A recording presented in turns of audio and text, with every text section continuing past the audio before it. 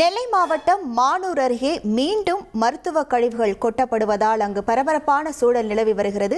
இது தொடர்பான முழு விவரங்களோடு இணைகிறார் நமது செய்தியாளர் ராமசுந்தரம். வணக்கம் ராமசுந்தரம். ஏற்கனவே இந்த விவகாரம் தொடர்பாக பலர் கைது செய்யப்பட்டு நடவடிக்கை எடுக்கப்பட்டு இருக்கக்கூடிய சூழல்ல மீண்டும் இதே மாதிரியான சம்பவம் அங்கு நடைபெற்றிருக்கிறது. இதற்கு போலீசார் தரப்பிலிருந்தும் மற்றும் நிர்வாகம் தரப்பிலிருந்தும் என்ன விளக்கம் அளிக்கப்பட்டிருக்கிறது? முழு விவரங்கள். நெல்லை மாவட்டம் மதவகுறிச்சி, அதாவது மானூர் மதவகுறிச்சி சாலை பிரைவேட் லிமிடெட் கம்பெனி ஆரம்பிக்கலாமா இல்ல பார்ட்னர்ஷிப்ல ஆரம்பிக்கலாமா? எது கன்ஃபியூஷன்? ஒரு எக்ஸ்பர்ட் கிட்ட பேசிரோம். எப்படி? பாஸ்வாலா பி தி பாஸ். மருத்துவ கழிவுகள், அதாவது காலாவதியான மருந்து பாட்டில்கள், சிரஞ்சிகள் உள்ளிட்ட பல்வேறு மருத்துவ கழிவுகள் கொட்டப்பட்டு தீ வைத்து எரிக்கப்பட்டிருக்கிறது. இந்த விவகாரம் தொடர்பாக தற்போது காவல்துறையினர் சம்பவ இடத்தில் ஆய்வு மேற்கொண்டு வழக்கு பதிவு செய்வதற்கான நடவடிக்கைகளை மேற்கொண்டிருக்கிறார்கள். ஏற்கனவே நெல்லை மாவட்டத்தில் கேரளாவிலிருந்து கொண்டு வந்து கொட்டப்பட்ட மருத்துவ கழிவுகளால் பெரும் பிரச்சனை ஏற்பட்டது. தொடர்ந்து தென்னிந்திய தேசிய பசுமை தீர்ப்பாயம் உடனடியாக ஒரு உத்தரவை பிறப்பித்து கேரள அரசே அந்த கழிவுகளை எடுத்து செல்ல அறிவுறுத்தியது. தொடர்ந்து மாவட்ட நிர்வாகமும் பல்வேறு நடவடிக்கைகள் எடுத்து 5க்கும் மேற்பட்டவரை கைது செய்திருந்தார்கள்.